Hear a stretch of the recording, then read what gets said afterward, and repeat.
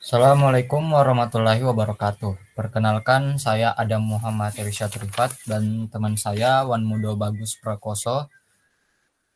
Jadi pada kesempatan kali ini saya dan teman saya akan mempresentasikan tugas besar IoT dengan kecerdasan buatan dengan fokus pada step count. Kita di sini akan membuat program menggunakan bahasa Python untuk menghitung langkah kaki, di mana akan dihitung berapa banyak langkah seseorang berdasarkan kegiatannya.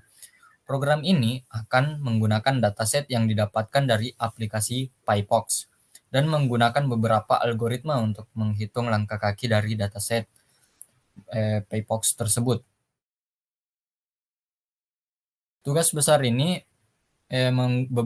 beberapa menggunakan cara atau rujukan yang didapatkan dari paper berjudul An Optimized Algorithm for Accurate Steps Counting from Smartphone Accelerometry.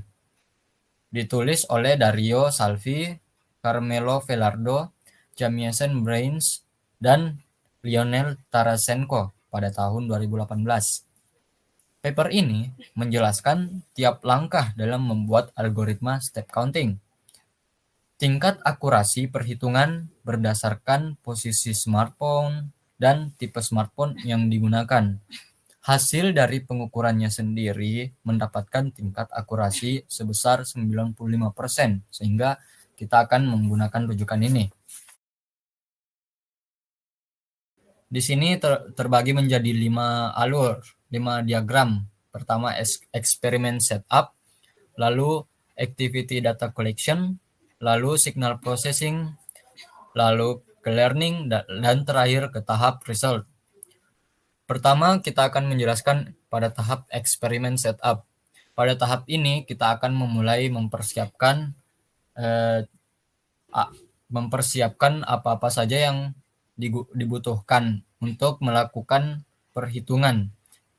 Nah, pada step ini, kita akan menyiapkan smartphone dan telah diinstal aplikasi PyPox, di mana nantinya smartphone ini akan diletakkan di bagian saku celana, bagian belakang. Lanjut ke activity data collection.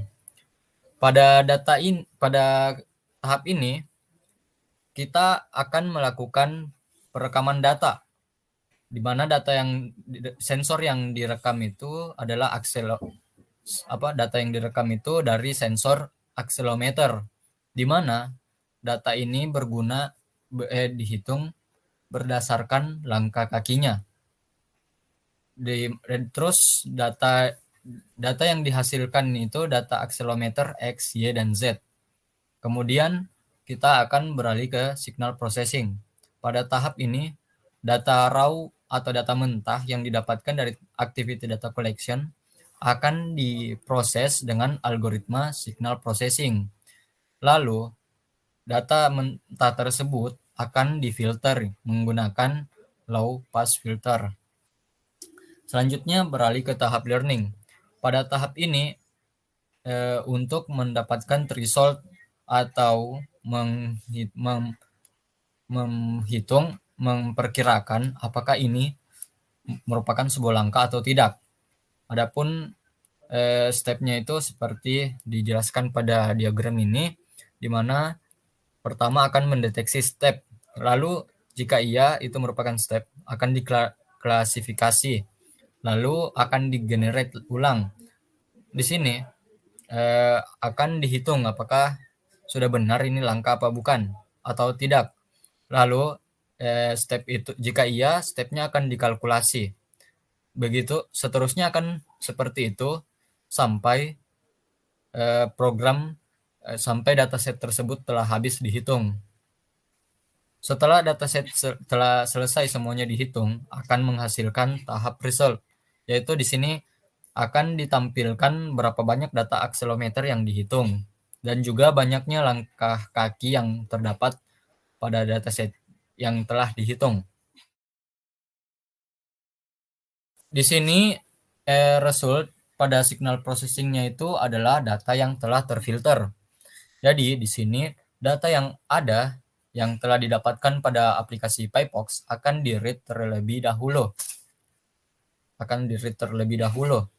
Lalu data yang setelah itu kita akan menghitung deltanya. Lalu didapatkan alfa dengan cara membagi delta dan tau. Selanjutnya alfanya itu sendiri di sini berguna untuk menghitung frekuensi cut off dari low pass filter tersebut. Lalu kita akan mendefinisikan array untuk menyimpan data yang telah ditampung tadi. Lalu untuk data awalnya yaitu data pertama dari setiap sumbu X, Y, dan Z. Setelah itu kita lakukan proses penfilteran, di mana caranya itu alfa dikalikan dengan data I dikurangi data awal.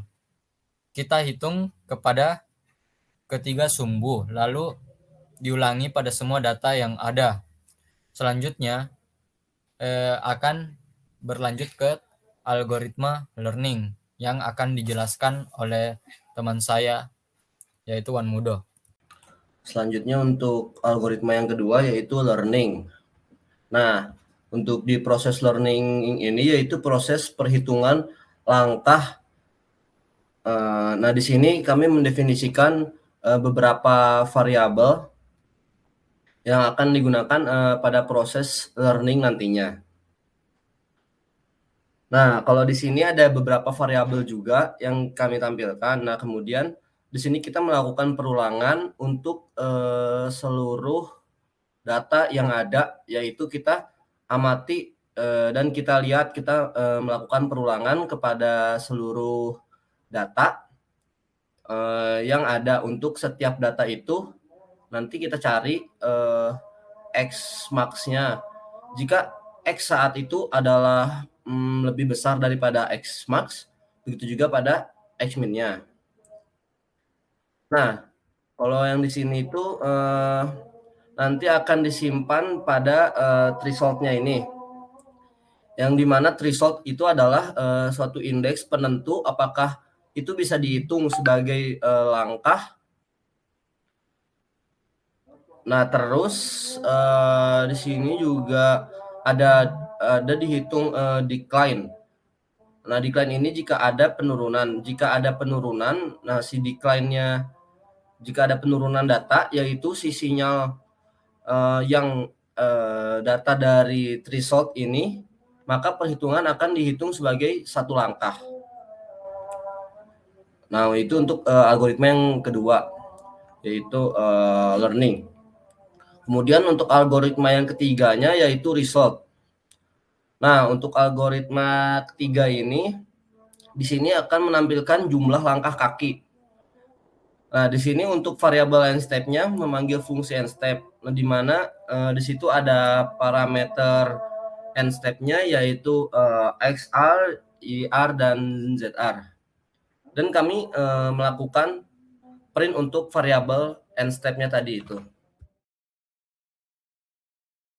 Baik, seperti yang terlihat, berikut merupakan implementasi dari algoritma yang telah didapat tadi, di mana implementasinya dibuat ke dalam format bahasa Python. Untuk datasetnya sendiri, di sini kami menggunakan format CSV. Bisa dilihat pada programnya. Lalu, setelah itu kita bisa melakukan compile-nya seperti berikut.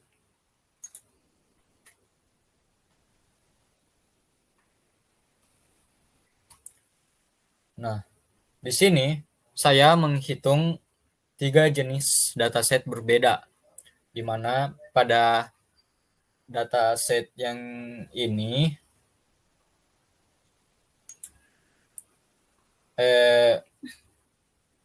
pada dataset ini